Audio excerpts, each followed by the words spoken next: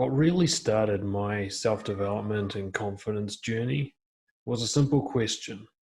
What if no one ever approved of me? What if no one ever liked me? How was I supposed to have a meaningful and enjoyable life if I couldn't get validation and love from other people? At first, this question was hypothetical and afraid, like, what if no one ever likes me? But then I asked it again in a different tone. What if no one ever likes me? What would I do about that? And essentially, this question is the beginning of the quest that leads you to the point where you no longer are affected by rejection or even by other people's opinions. True self-confidence comes from finding the answer to this question. How can you enjoy life if nobody else gives you approval? The question can actually be reframed into one that's far more productive. How do you get approval from yourself?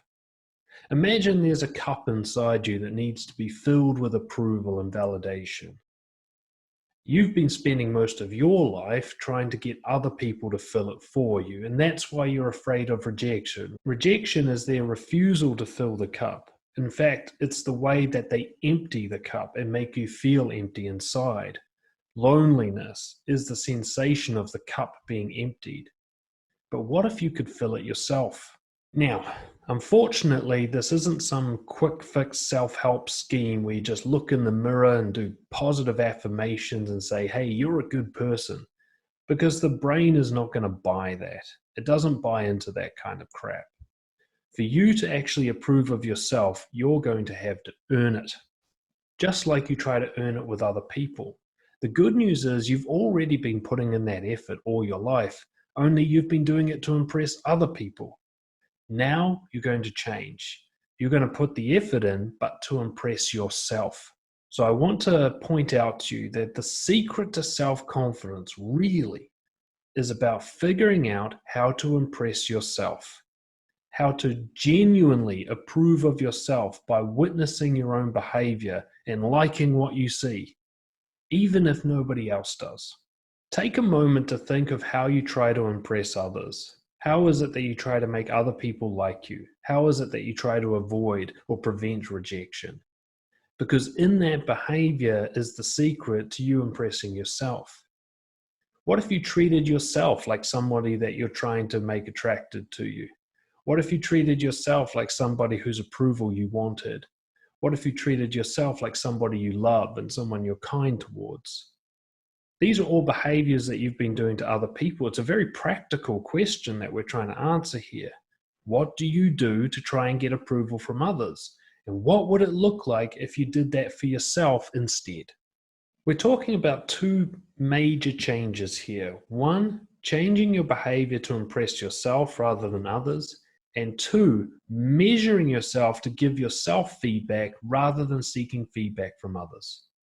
So we're looking at doing things differently and measuring things differently. This is really the cure to caring about rejection. In fact, when you get this sorted, when you're busy seeking your own approval and measuring how much you approve of yourself, other people's opinions are just going to cease to matter to you.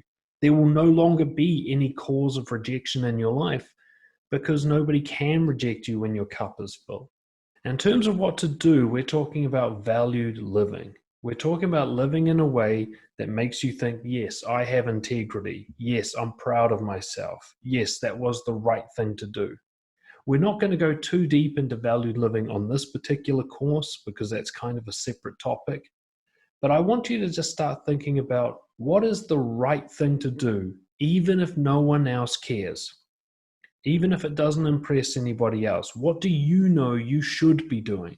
What is right for you? To give you some basic examples, let's start with health. Eating nutritious food, getting enough sleep and exercise. These are the kinds of things a confident person does when they respect their body. Are you doing those things? Or are you burning yourself out, using up all your energy trying to impress other people? Take the energy back from trying to make other people happy and use it to do your exercise, to go shopping for nutritious food, to learn how to cook healthy meals, and to discipline yourself into doing all those things. Taking care of your body is probably the quickest way forward for self-respect. It's the start. In your career, your wealth, your mission, whatever you want to call it, are you doing a job that you love? Are you conscientious in the work that you do? Are you trying your best? Are you trying to impress yourself with your performance rather than trying to impress your boss? Are you taking courageous, risk-taking moves that will thrill you and make you feel proud of yourself at the end of the day? Are you standing up for what's right, even in the face of possibly losing your job? These are the kinds of things that will make you proud of yourself. And with your finances, are you managing your budget diligently? Are you brave enough to look at your spending and bring it down if you're overspending? Are you tackling your debt in a courageous way? These are the kinds of things that can make you proud of yourself, rather than blowing all your money trying to impress people. And socializing, and this is where really the biggest change needs to happen. It's not about not socializing, but socializing for a different reason. When you go out to interact with people, whether it's hanging out with friends or working with your colleagues or going on a date, instead of trying to impress the other person, you need a different reason to be there. And simply put, that reason needs to be to impress yourself. You can impress yourself with increased honesty. You can say things that you're scared to say. That would impress you. You can say no to people that you usually say yes to just to make them like you. In fact, the beautiful thing about people pleasing and trying to avoid rejection is that doing the opposite is usually what's going to impress you. If you usually bow down to people, stand up for yourself. If you usually give lots of compliments and try to be nice so that people think that you're a pleasurable person, start being more honest with your feedback. Start being more critical if that's more honest. Start by just kind of doing the opposite of what you usually do, just because you'll find it scary and therefore thrilling, and therefore it will impress you. And lastly, we come to measurement. If you're not journaling every day, get started today. Now, journaling isn't just, "Dear diary, a boy was mean to me today." Journaling is a measurement tool. It is an empirical measurement tool. You need to be looking carefully at your behavior and asking yourself, how do you feel about it? Does it align with your core values? Was that the right thing to do? Why did I do it? Why did I do it for that reason? And so on. What I recommend is that every day you set yourself a goal at the start of the day. Here's the one action I'm going to take to impress myself. Then at the end of the day, you measure how that went. Did you do it? Did you do it for the right reasons? How did it go? How do you feel about yourself afterward? What action could you take tomorrow on the foundation of that first action? And so on. Every day I'm measuring my own behavior and carefully judging it based on my own standards, nobody else's. Sometimes I do something that other people are impressed by, but it was the wrong thing to do. I knew it was wrong, in which case their approval doesn't matter. They're wrong. I was doing it for the wrong reasons. And there's other times where I do something that a lot of people don't like me for, but I knew it was the right thing to do. I stood up for what I believed in, and I'm impressing myself when I do that. And so it doesn't matter that they don't like me. They are wrong again.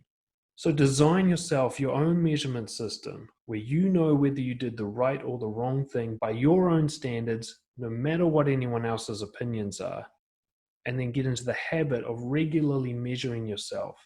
This is like an override. You're replacing the old system of getting feedback from others to figure out how good you are as a person with a new system where you get feedback from yourself.